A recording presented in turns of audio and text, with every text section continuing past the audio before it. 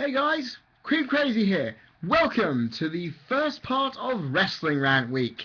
That's right, one video every single day this week, which is amazing. I'm frankly shocked I've never done this type of thing before, but you know what, I'm going to go to uni for 3 months. I might as well do something like this sooner or later. The first of these videos is something which I love doing. I love kind of trying to pick apart the future, even though I know it is rarely ever possible to do right. You know what I mean? Especially at this stage, 6 months away or so, round about half a year away from Wrestlemania XXIX, it's hard to really guess. I mean, hell, me and NJ tried to kind of link from Night of Champions to the Royal Rumble to WrestleMania the possibilities of what matches could happen in our Skype chat the other day. And to be honest with you, we found it nearly impossible. So why am I even weighing up the possibilities for WrestleMania XXIX in this video? Just to give you guys it's really just to give you guys an idea of what's going on in here, because it wouldn't be any other way. It is just me just stating what could happen for WrestleMania XXIX in the MetLife Stadium in New York City.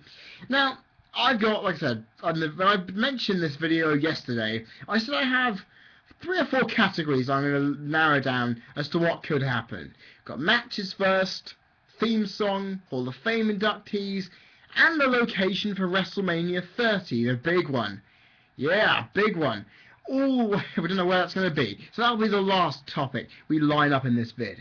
First off, I'm going to look at the matches, because the one thing I can confirm from beyond any stretch of the imagination is that the matches happening at this pay-per-view will contain one of 3 men: CM Punk, The Rock, or The Undertaker. Now, obviously, you can say to me, whoa, Fred, where's John Cena? Well, to be honest, he's main evented enough WrestleManias for me to really give a shit. And to be honest, he's involved in some of these predicted matches that I'm putting out there. Remember, these aren't confirmed. They're just ones that I believe could happen. And I state that. Believe they could happen. It's very, very unlikely they may, but you know how it goes. Anyway, first match is CM Punk versus The Rock. Now, this seems to be everybody's favourite. The IWC's favourite, because they had the idea in this case of having John Cena versus The Rock 2, not at WrestleMania, but at the Royal Rumble, because it'll make the pay-per-view sell, people will get excited, and WrestleMania will come along as it naturally does. Rock beats Cena, and Punk finishes off the rivalry at WrestleMania. That kind of thing. All depending if CM Punk loses at Night of Champions or Survivor Series or Hell in a Cell or TLC even. You know what I mean? You kind of link it up that way. The second option, CM Punk versus Daniel Bryan in a 60-minute Iron Man match. Now, let me just state this out here. Are there many wrestling fans watching this who would not want to see this? Because honestly, who wouldn't want to see Bryan Punk in an Iron Man match? No guest referees, no interference by anybody. This would be unbelievable. And I honestly want to see it more than life itself, technically. But this is the kind of thing I want on a WrestleMania card. This screams main event potential. Okay, we've already seen a few between these guys, but you see, it will work regardless. The next up, well, I've already mentioned it, Rock vs. Cena 2, and I would not want to see this happening. Never. Quite simply because it's stupid. We've already seen it once. It was once in a lifetime advertising slogan win, but no. If it's going to be done, please don't do it at WrestleMania, because that will be stupid. In fact, just don't do it at all. It's happening because Vince is very high on it at this moment. He is very high on this happening again. Okay. Triple H Taker 3 was great, wasn't it? It was. But to be honest, you can't. And also Shawn Michaels versus Undertaker 2, also great. But you can't have rematches at every single WrestleMania, because, to be honest, even in boxing you don't get to see rematches a lot. They don't come about very often nowadays. So why not? What is the point of doing a rematch now? Speaking of rematches, this is a personal favourite of mine, which I believe will happen. The Rock versus Brock Lesnar 2. Now that is a very simple match. I came up with the idea for this one. Rock wins the title. Brock wins the Rumble. I mean, obviously, it's very unimaginative that 10 years after he debuts and wins said Rumble, he ends up winning it again. But that's just very recycled and crap, isn't it? But honestly, both guys have gone down completely different routes since that time. Rock's become a major star in Hollywood. Lesnar's become a massive sports star in UFC and mixed martial arts. And basically, I could just imagine the last match, Lesnar was a rookie and Rock was an established guy. Now, in a way, it's kind of switched, because one's the legend and the other guy is one who still needs to prove he's got what it takes. I would love to hear the mic work these guys would give, saying, "Oh, how could you leave this wrestling industry and become an entertainer while I've become a fighter and much more legitimate? You can't stand in this company and prove to be the best thing there is, because I whooped you 10 years ago, and now because I'm more legitimate, I can do it again." And vice versa. And yeah, it'll be an interesting feud if it ever happens, honestly. Next is another match which, honestly, a lot of people do want to see. Undertaker versus Brock Lesnar 2. Now, not Brock Lesnar 2, Brock Lesnar 4, because if you count all the matches they've had on pay-per-view, it makes perfect sense. The only problem I have with this match is, NJ pointed this out to me, and I do agree with him on this one, that it's going to be probably could be Taker's last WrestleMania. And the next match I had lined up here was Undertaker versus John Cena 2. Now, Cena and Undertaker have only faced on pay-per-view once, and that was at Vengeance 2003, the first SmackDown exclusive pay-per-view. Now, if I was anyone, I would not want to have either of those happen, because, honestly, NJ is perfectly right. If it's Undertaker's last, he would want to put someone over. He would want to be able to put a young guy, especially, over by wrestling him in the match of his life. Maybe beating the streak, who knows? And the only person I can really see doing that is this match. Probably the most likely, in my honest opinion. Undertaker versus Wade Barrett. Now, some of you, of course, who may not be Wade Barrett fans, or who, to be honest with you, look at him and say, "God, why the hell would you put him in a match with Undertaker? He doesn't deserve it." Okay, if you don't remember this, he buried alive the Undertaker with the help of the Nexus. Oops, something really flew into the computer there, but anyway, dramatic pose.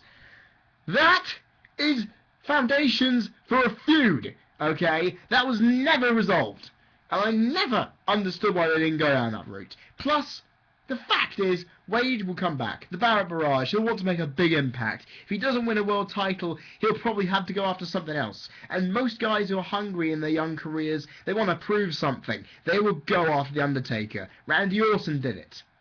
So, yeah, Orton did it. Why the hell can anyone else do it? Triple H technically did it in his prime. So, listen, I'd give Wade Barrett the nod any day of the week. Simple. I would give Wade Barrett the Undertaker match, hands down. If not, have it for the title at WrestleMania 30, if it is in one of the locations I'm predicting, because that would be massive. Wouldn't it? Old v new, big match where, honestly, the future of the WWE will be on the line for that one. Streak versus championship and crowd going mental, you know, all would work. And there are all the matches, really. I just thought those are big matches that could happen on the night at WrestleMania 29. The theme song. Now, in my WWE 12 fantasy game, I've made up WrestleManias and the locations they've been in, and in my wrestling game, I have WrestleMania 50 coming up, which, to be honest with you, can see how far ahead I go. This meant, okay, I thought, screw it, put it in New York City. Then I kind of did some logistical thinking. Because this hasn't been, okay, Flow Rider this past year, WrestleMania 28, okay? He, of course, is from Florida, because Flow Rider, Florida. He is from the area. And that gave a much more intense fan reaction, because he's from the area, the local people can say, wow, he's a guy from our local area in our biggest event of the year, possibly the last 5, doing something really big for us.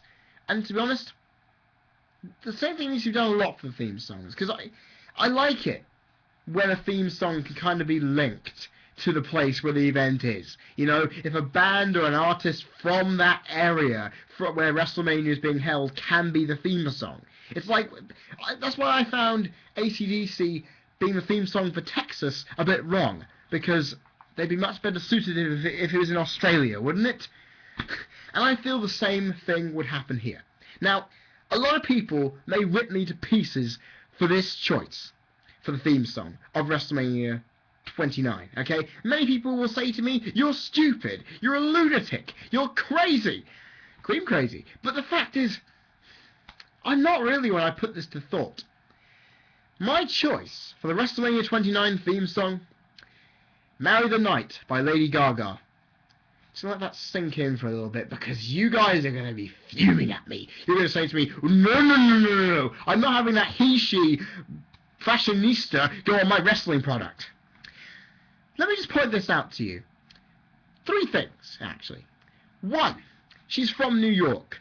Immediate connection with the event. She wouldn't give a shit where she'd be. She'd just treat it like a normal concert in New York with one song happening, you know? And that would be happy. She'd be happy to do it in her home city, wouldn't she? It would be impressive, wouldn't it?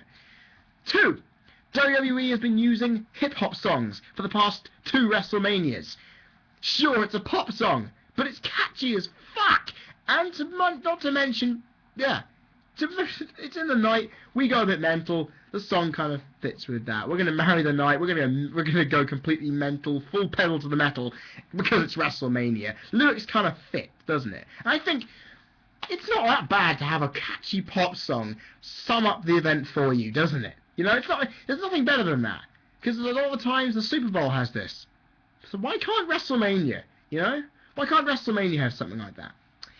And 3, because Lady Gaga is one of the biggest people in the world, not just celebrities, because honestly she's on another fucking level. She is up there, in line with political figures, sportsmen like Usain Bolt, and Michael Phelps, those kinds of people. With not as high as Barack Obama, but you can kind of see where I'm going at here. The amount of publicity that would get WrestleMania, it writes itself. That would be WrestleMania gaining so much, because the monsters who are Lady Gaga fans, and to be honest, don't kill me for this, I listen to Gaga's music and I enjoy it. I'm just not a gigantic rabid fanboy like many other people are. The fact is, I can sense those monsters going mental and just ordering the pay-per-view or going there for Gaga. Sure, there might be some people who are wrestling fans and Gaga fans at the same time. That would be perfect for you. You'd want to buy a ticket, wouldn't you? You'd want to go on a site like seatwave.com or some tout and get a ticket, because you'd want to see the combination of 2 of your favourite things together, wouldn't you? It's a big thing, and to me it would work. Just all those 3 things together mean this song would fit the bill. Okay, you guys will all say to me, no, pop should stay away. This celebrity should go nowhere near WrestleMania, but if it brings McMahon more income, he'll do it. You know, he will make it happen. He will probably throw his entire fucking checkbook at Lady Gaga to make this happen. Speaking of another song, I also thought of another thing, because you know we usually have the national anthem, or the America the Beautiful. You know, I get pissed off with that, as you know.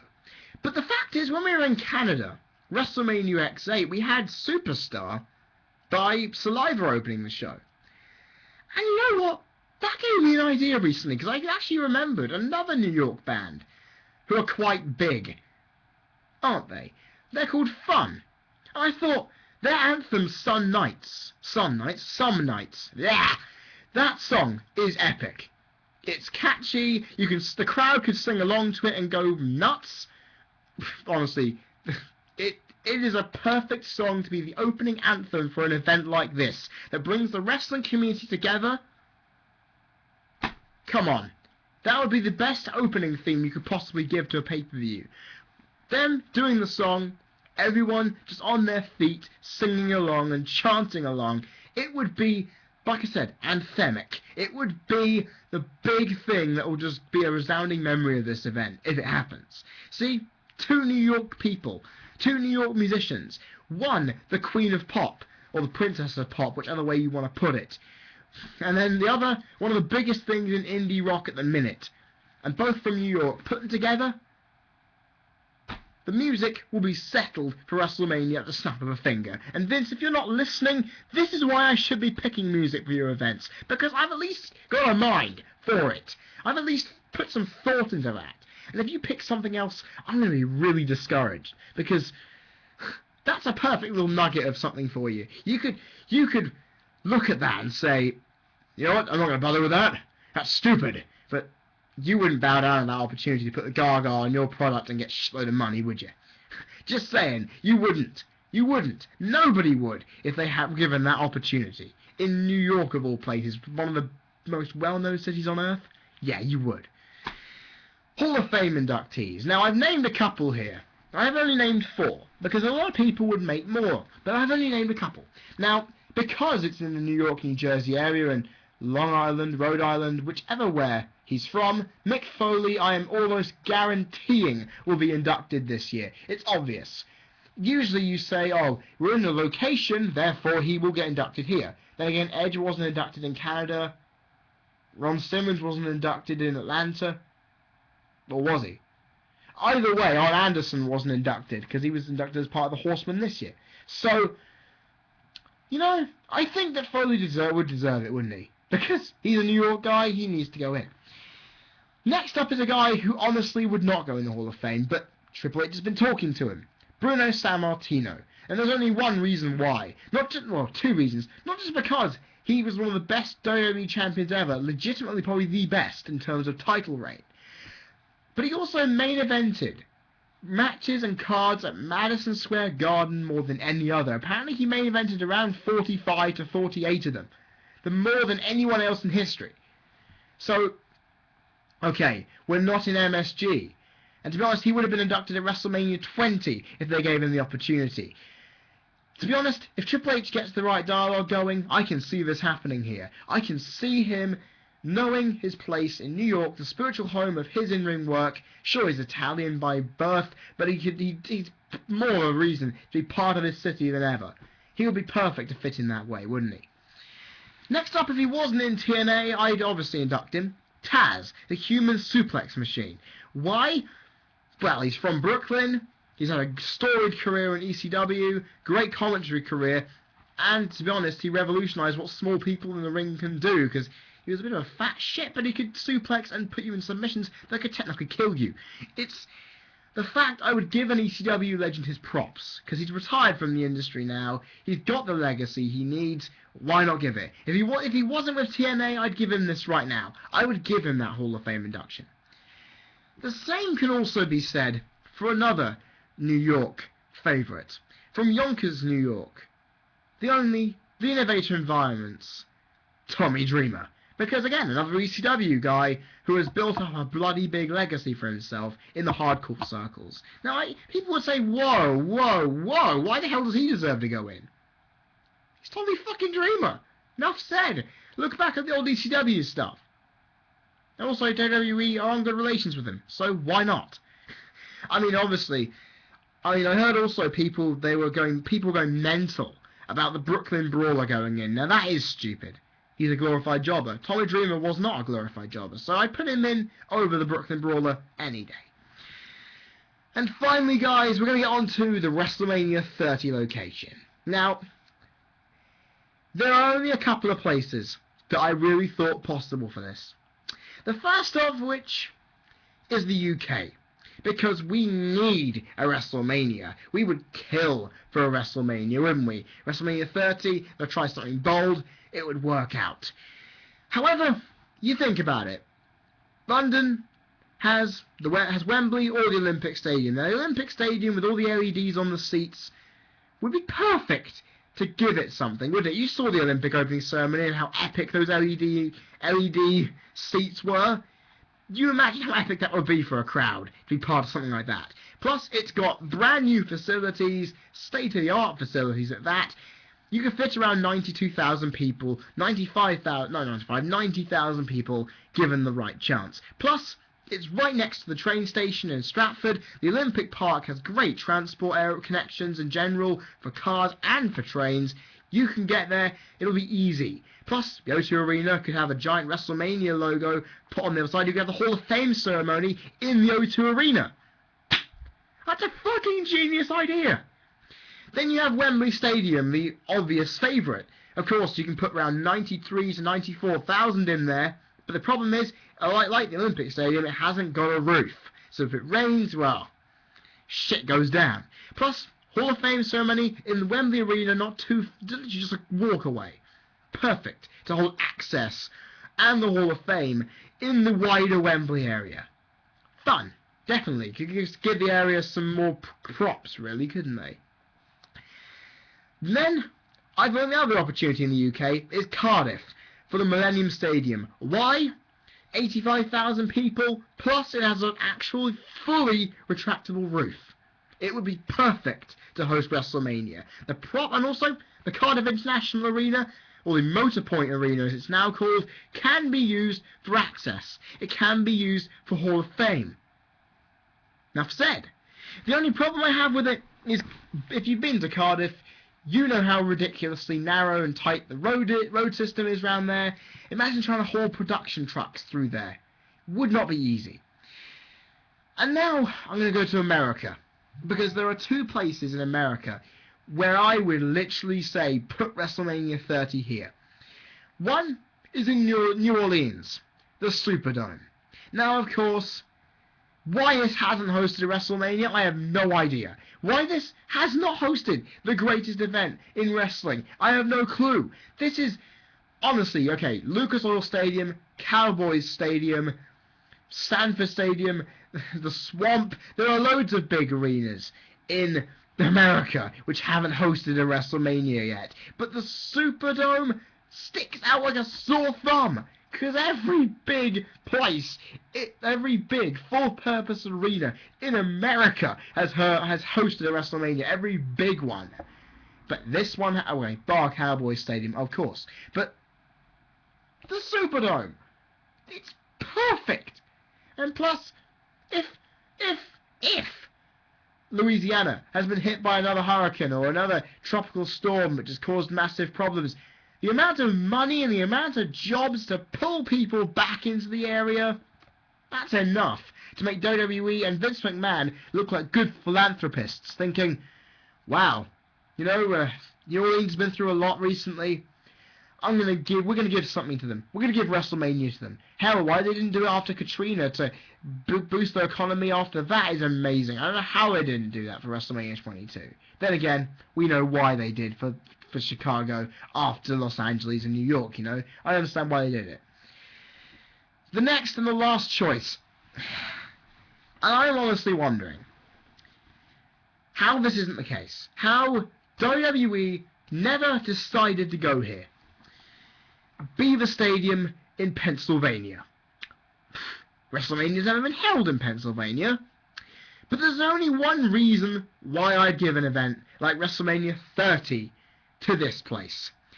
Because it's the second largest stadium in America. It is 107,000 people attendance. That's it. To put that many people in, that's worth it. And WWE would realise, you know what?